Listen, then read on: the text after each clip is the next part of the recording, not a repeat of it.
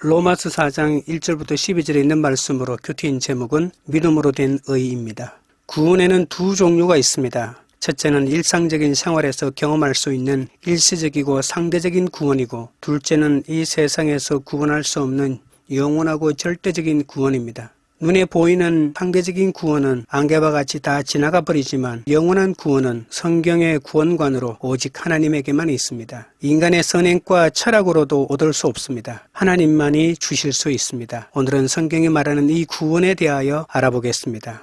첫째는 하나님을 믿음에입니다. 1절 2절입니다. 그런즉 육신으로 우리 조상인 아브라함이 무엇을 얻었다 하리요? 만일 아브라함이 행위로서 의롭다 하심을 받았으면 자랑할 것이 있으려니와 하나님 앞에서는 없느니라. 아브라함은 믿음의 조상이요 이스라엘 종교의 창시자입니다. 창세기 50장의 수많은 사건과 기록들은 우리에게 구원을 베풀어 주시는 분이 예수 그리스도임을 보여줍니다. 창세기는 중요한 구원의 핵심을 가르쳐주는 책인 것이죠. 이스라엘이 받아야 할 구원과 믿음이 무엇인가는 내가 받아야 할 구원과 믿음이 무엇인가를 설명해주는 기초가 됩니다. 창세기 12장 1절부터 3절에는 하나님께서 아브라함을 선택하는 이야기가 나옵니다. 아브라함은 왜 선택을 받고 믿음의 조상이라는 특권을 받았을까요? 아브라함은 이런 말을 들을 정도로 훌륭한 인물이 아닙니다. 아브라함의 인생 자체는 실수투성이었습니다. 아브라함은 어떤 행위를 함으로써 하나님께 인정받고 의로워진 것이 아닙니다. 이 사실은 믿음의 시작은 아브라함에게 있는 것이 아니라 하나님에게 있다는 것을 잘 보여주죠.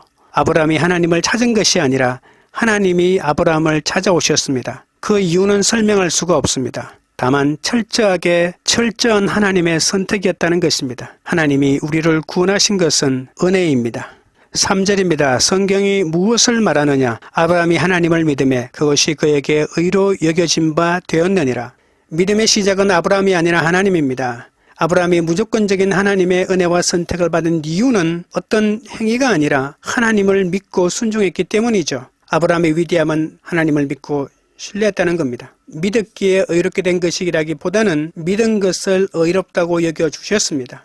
우리가 하나님을 믿는다고 하면서도 실제 삶에서는 신뢰하지 못하기 때문에 계속 목마르고 믿음의 능력이 나타나지 않는 겁니다.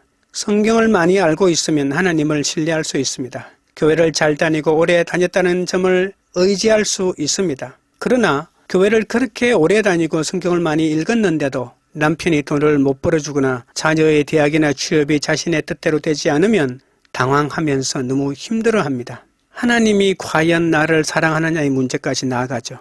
우리가 어려운 일이 생길 때마다 당황하는 것은 하나님을 믿는다고 하지만 사실은 자신의 행위를 믿은 것뿐입니다. 예수 이름으로 했던 행위나 전통이나 경험을 의지한 것이죠. 그래서 그것이 흔들리면 믿음도 흔들립니다. 내가 신뢰하는 것들과 믿음의 근거가 그것이기 때문입니다. 그래서 폭풍이 불고 시험이 들고 어려움이 오면 흔들립니다.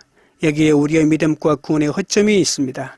우리가 믿는 것이 교회 건물이나 헌금일지 모릅니다. 그 헌금으로 선교하고 그 헌금으로 교회 건물을 더 크게 지을 수도 있습니다. 그렇기에 헌금 액수가 모자라면 불안해합니다. 하나님을 신뢰한 것이 아니죠.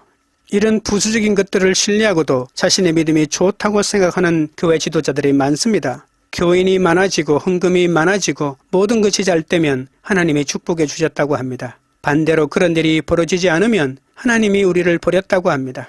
만일 이런 그릇된 생각을 계속한다면 정말 하나님을 신뢰하는가를 점검해 보아야 합니다. 하나님을 의지해야 합니다. 신앙의 힘으로 얻어진 부와 능력을 의지해서는 안 됩니다. 시편 23편에 여호와는 나의 목자이시니 부족함이 없다고 했습니다. 하나님을 신뢰하는 것만이 의가 됨을 명심해야 합니다. 하나님을 의지하는 것처럼 보여도 자신이 행하고 성취하고 소유한 지식에 근거해서 판단하고 결정하는 것은 경계해야 합니다. 적용 질문 드립니다. 여러분은 신앙의 힘으로 얻어진 부와 능력을 의지합니까? 아니면 하나님을 의지합니까? 둘째는 은혜로 받은 복입니다. 4절 5절입니다. 일하는 자에게는 그 싹이 은혜로 여겨지지 아니하고 보수로 여겨지거니와 일을 아니할지라도 경건하지 아니한 자를 의롭다 하시는 이를 믿는 자에게는 그의 믿음을 의로 여기시나니. 일에서 받는 싹은 대가이지 선물이 아닙니다. 일하지 않은 사람에게도 똑같이 대가를 준다니 얼마나 놀랍습니까? 그것이 은혜입니다. 일한 것이 없는 내가 보수를 받고 싹을 받는다는 것은 놀라운 일이죠. 노력하지 않고 구원을 받았기 때문에 황당할 수도 있습니다. 그래서 공짜로 구원을 얻는 것은 이해하지 못하고 어떻게 해서라도 보상을 하려고 합니다. 이 보상 심리가 잘못 나타난 것이 바로 율법입니다. 로마서 4장에서 중요한 단어 가운데 하나가 여긴다는 말입니다. 헬라어로는 로기조마이인데 이 말이 무려 12번 사용됩니다. 오늘 본문에도 9번 사용되고 4절, 5절에도 3번이나 사용되죠. 3절에도 의로 여긴다는 말과 8절에 인정한다는 말도 원어로는 여긴다는 말입니다. 여긴다는 물건값을 치러주셨다는 뜻이 있습니다. 내가 치러야 할 값을 하나님이 대신 치러주셨다는 말입니다. 그리고 규식시킨다는 법적인 의미도 있습니다. 그래서 이전과 다른 신분을 얻게 된 것이죠.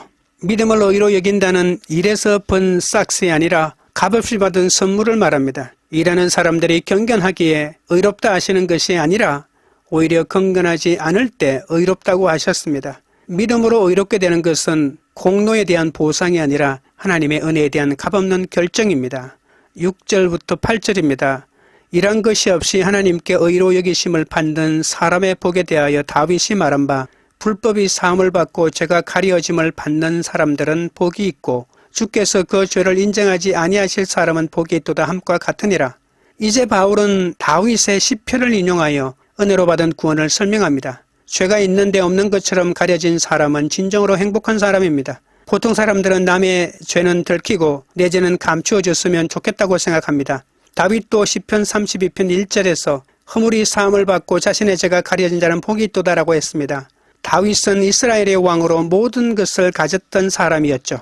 하나님의 명을 받고 많은 전쟁을 치렀으니 나름대로 공로도 많이 세웠다고 할 수 있습니다. 그런데 이런 것이 없는데도 의로 여기심을 받는 행복을 다윗만큼 잘하는 사람은 없습니다. 다윗이야말로 불법과 죄가 가려지는 복을 제대로 받은 사람이죠. 세상의 행복은 돈과 권력과 승리와 쾌락과 명예에 있지만 다윗은 그것이 참 행복이 아님을 알았습니다. 자신의 죄를 통해서 그 사실을 처절하게 깨달았습니다. 다윗은 자신이 가진 모든 권력을 동원해 부하의 아내인 밧세바를 범하고 그 죄가 드러날까 무서워서 그 남편 우리아를 함정에 빠뜨려 죽게 합니다.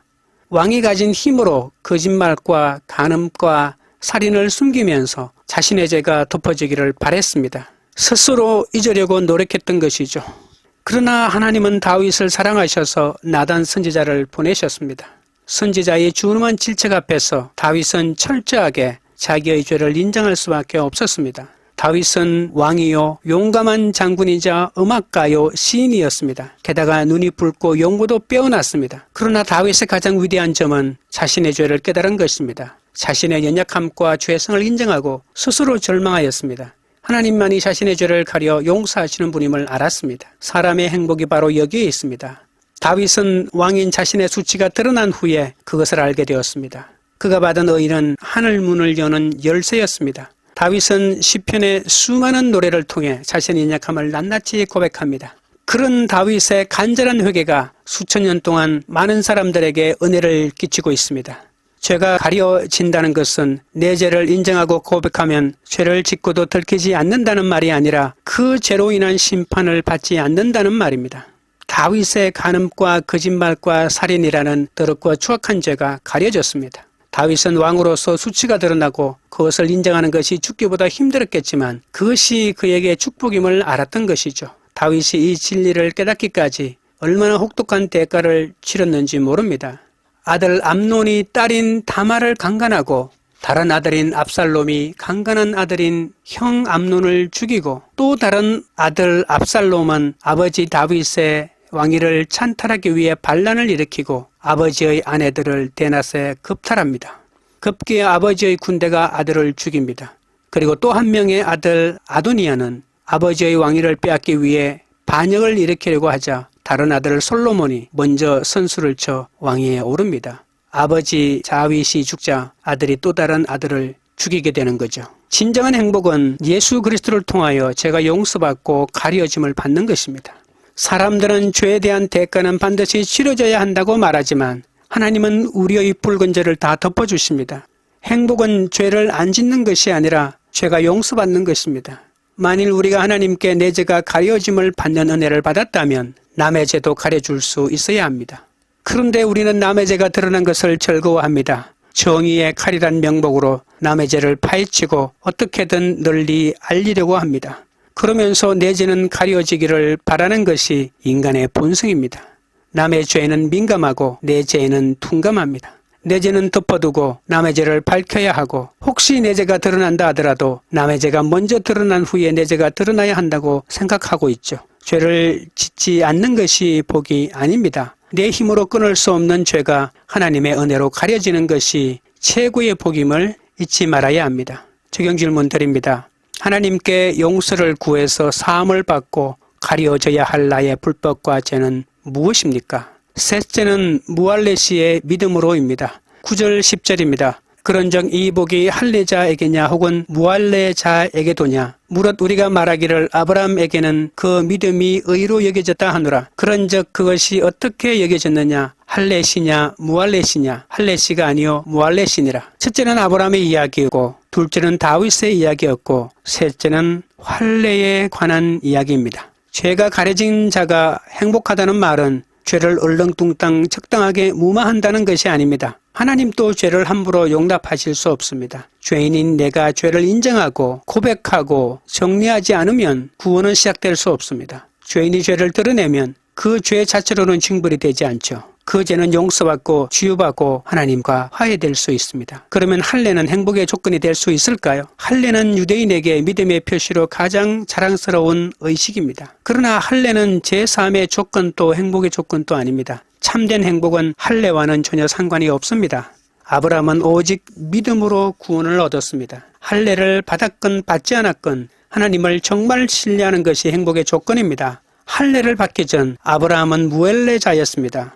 하나님께서 아브라함에게 할례를 받으라고 명령하신 것은 사실입니다. 하지만 아브라함이 그 말씀을 믿고 순종했기 때문에 의롭게 된 것이죠. 아브라함은 무할례자의 조상입니다. 하나님이 아브라함에게 할례를 받게 하신 후에 그 뒤에 오는 사람들도 모두 할례를 받게 되었는데 그 사람들도 다 하나님의 말씀을 신뢰했기 때문에 할례를 받았던 것이죠. 그래서 사람들이 믿음으로 할례를 받았다면 아브라함은 할례자의 믿음의 조상도 되는 것이죠. 11절부터 12절입니다. 그가 할례의 표를 받은 것은 무할레시의 믿음으로 된 의를 인친 것이니 이는 무할레자로서 믿는 모든 자의 조상이 되어 그들도 의로 여기심을 얻게 하려 하심이라. 또한 할례자의 조상이 되었나니 곧 할례 받을 자에게뿐 아니라 우리 조상 아브라함이 무할레시에 가졌던 믿음의 자체를 따르는 자들에게도 그러하니라. 아브라함에게는 할례나 무할레냐가 중요하지 않습니다. 하나님의 신뢰 여부가 더 중요합니다.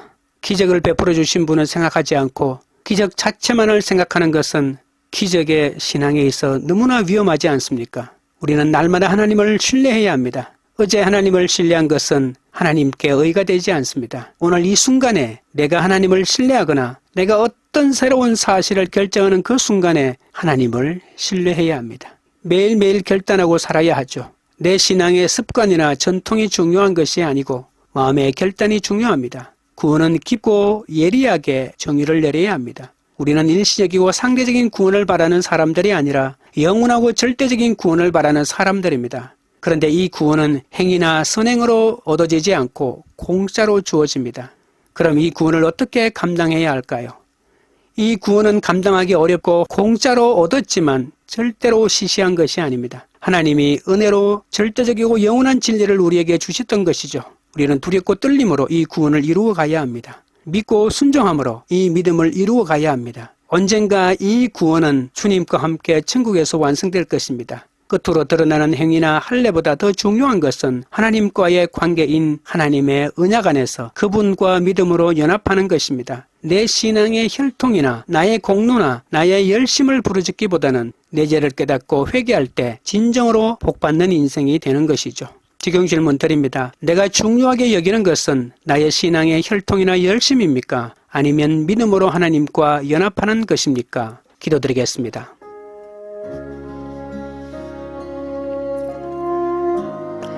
하나님 아버지, 잡아도 누릴 수 없는 세상의 행복을 얻기 위해 얼마나 동분서주하고 살아왔는지 모릅니다. 세상에서 철옹성을 짓고 이기고 누리고자 했던 욕망에 사로잡혀 살았음을 고백하오니 용서하여 주시옵소서. 아브라함도 육신으로 얻은 것이 없다고 성경이 말씀하고 있는데 나는 날마다 육신을 자랑합니다. 순간마다 육신의 자랑이 튀어나옵니다. 구원의 근거가 나의 잘난 것에 있는 것처럼 착각할 때가 너무 많았사오니 불쌍히 여겨 주시옵소서.